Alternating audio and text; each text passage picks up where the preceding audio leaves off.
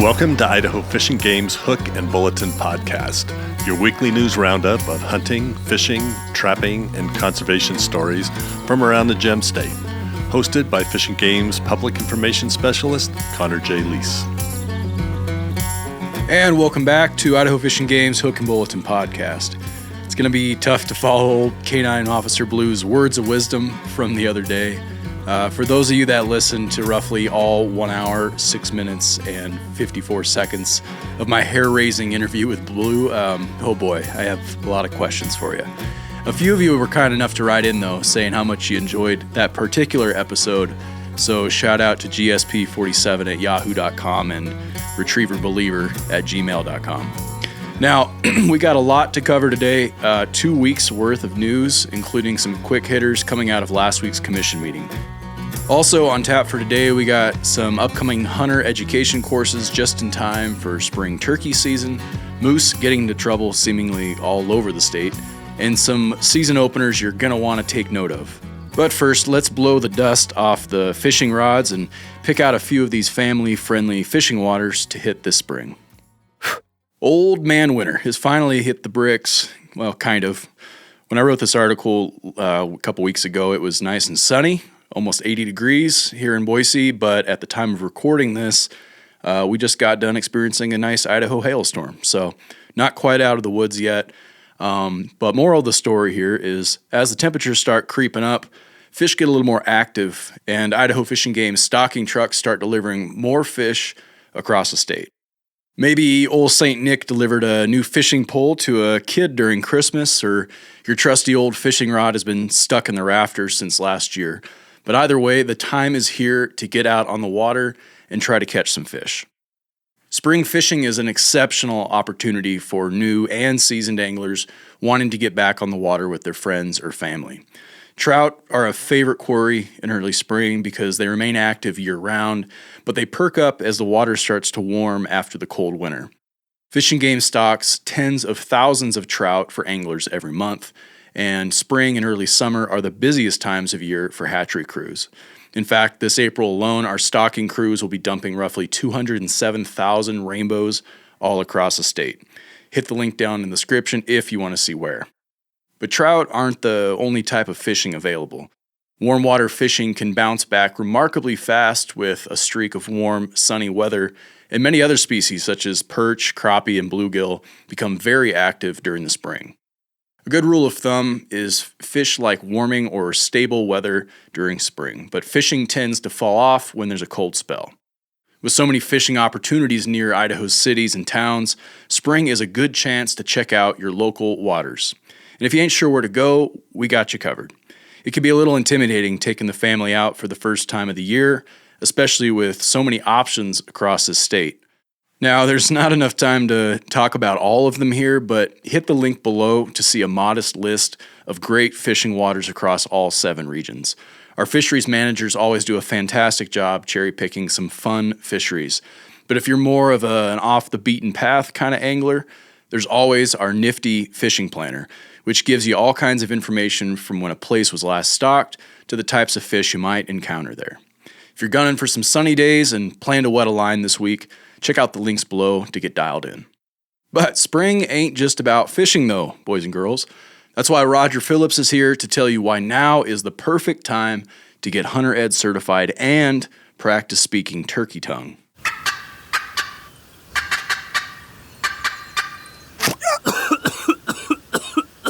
If you're thinking about taking hunter education before fall hunting season, how about getting a head start with a spring course and taking advantage of spring turkey hunts? Fish and Game offers many options to get your hunter education certification and join the thousands of hunters who take to the fields and woods each year to pursue Idaho's most iconic game animals. While fall favorites deer and elk typically hog the spotlight, spring turkey hunts are a great way to start your hunting adventures, and also a low-stress and fun way to introduce people to the sport of hunting. And spoiler alert,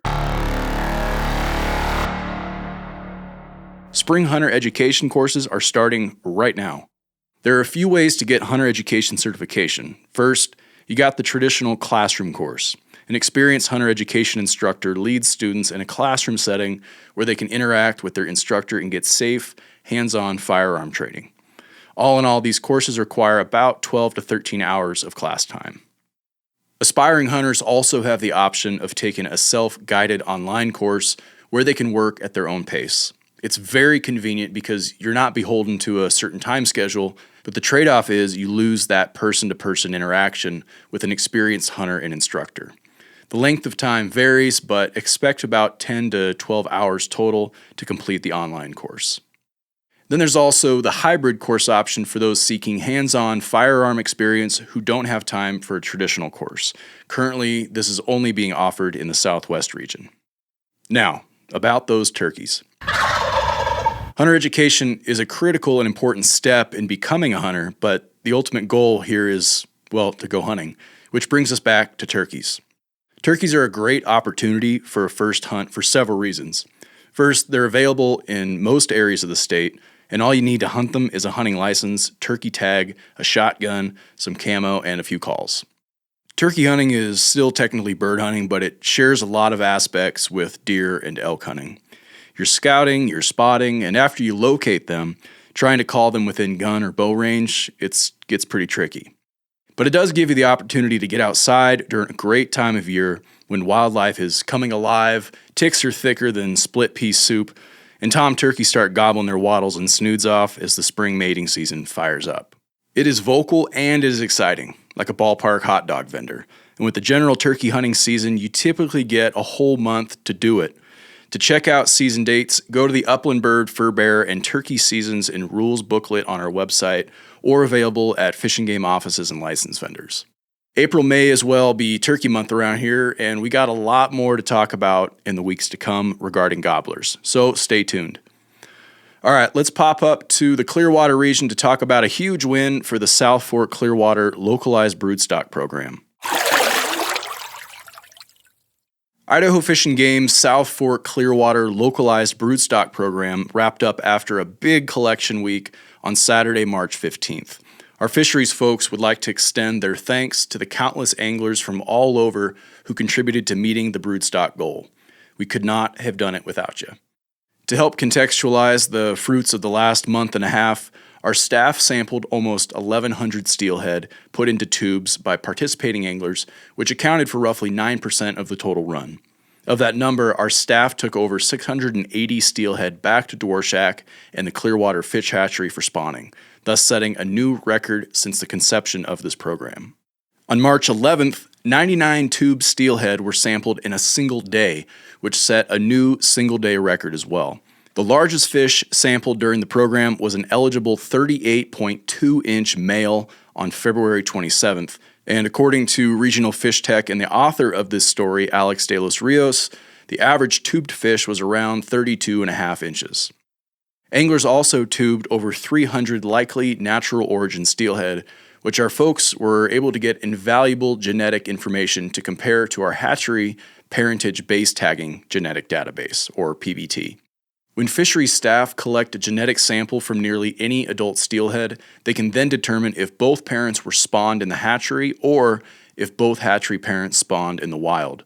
Promising new genetic technology being developed will allow us to identify hatchery genetics from even as far back as the grandparents of fish that we genetically sampled in the field.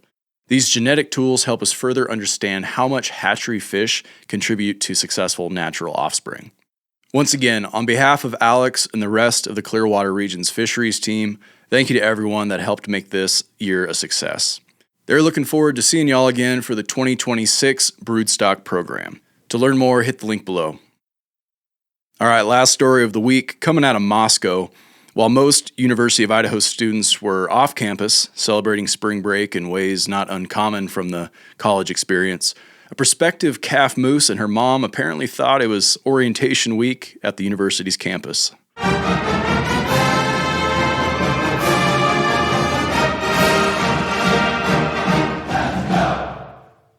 Idaho Fish and Game successfully relocated a cow moose and her calf from the University of Idaho campus to a more suitable habitat. While the public enjoys the presence of these magnificent animals, their prolonged stay in populated areas can pose safety concerns for both humans and the wildlife.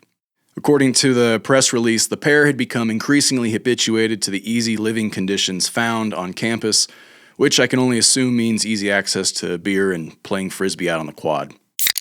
All joking aside, though, this serves as a reminder to enjoy wildlife from a safe distance and to avoid feeding or approaching wildlife, as habituation can lead to increased risks for both humans and for wildlife. To prevent any risk to the animals or the public, Fish and Game staff carefully tranquilized and transported the moose to a remote location where they can thrive in a more natural environment. Here's Jana Ashling, Clearwater Regional Wildlife Manager. Relocating wildlife is always a last resort, but in this case, it was the best decision for both the moose and the community. We appreciate the cooperation of the University of Idaho and the local community in ensuring a safe and smooth operation. For more information on living safely with wildlife, check out our website and hit the link to read Jen Bruns' full press release below.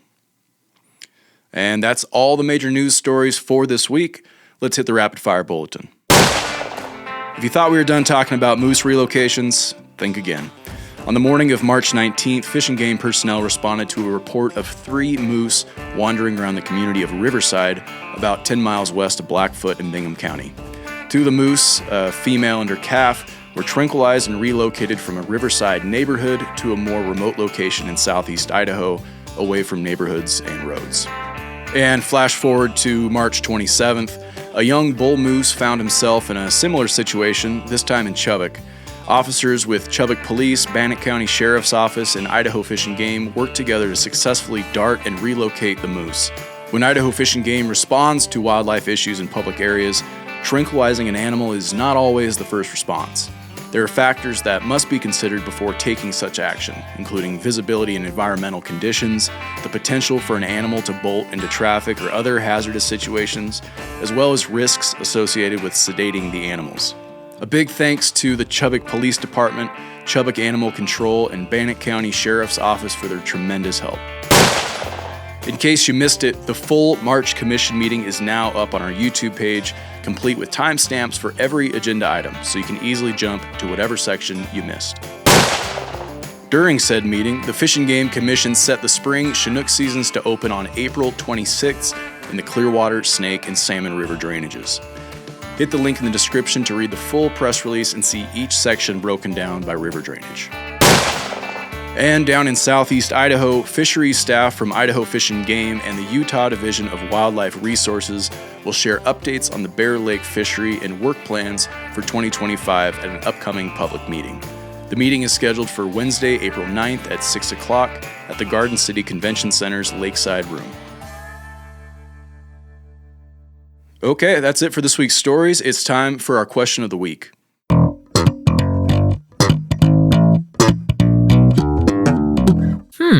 This week's question comes to us from Josh S. Josh asked, if a boat launch area along the Snake River has an associated fee season, is the fee required to be paid only by those launching boats? Specifically, I'm asking about the Lorenzo boat launch. The signage makes it seem like the fee is only applicable to those launching boats. Hey Josh, thanks for sending in this question, and shout out to our regional fisheries manager, Brett High, for his help on this one. The purposes of the interagency fee project on the Southfork Snake River are to maintain or improve the quality of visitor services related to the facility's maintenance, safety, information, and interpretation, ensure and enhance sustained protection of fisheries wildlife, riparian, and other resource values, and to promote more efficient and coordinated management between federal, state, and county agencies responsible for the Southfork Snake River corridor. So after checking with our fisheries staff that manage the Lorenzo boat launch in that region, they would like to point out that nowhere in the purposes statements does it single out users with boats. In other words, the fees collected at these sites are for more than just maintaining boat ramps. They're used to maintain/improve all aspects of the sites, which all users benefit from, whether they are launching a boat or not, including parking areas, restrooms, docks, and trash services. Thus, the fee is appropriate to all user groups, not just boat anglers. Hope this helps. All right, that's all the news we have for this week. Thanks for putting an ear to Idaho Fish and Game's Hook and Bulletin. If there's something on your mind, or if you got a question related to Fish and Game matters, feel free to drop us a line at podcast@idfg.idaho.gov Again, that's podcast@idfg.idaho.gov. Thanks so much for listening, folks. We'll catch you next week.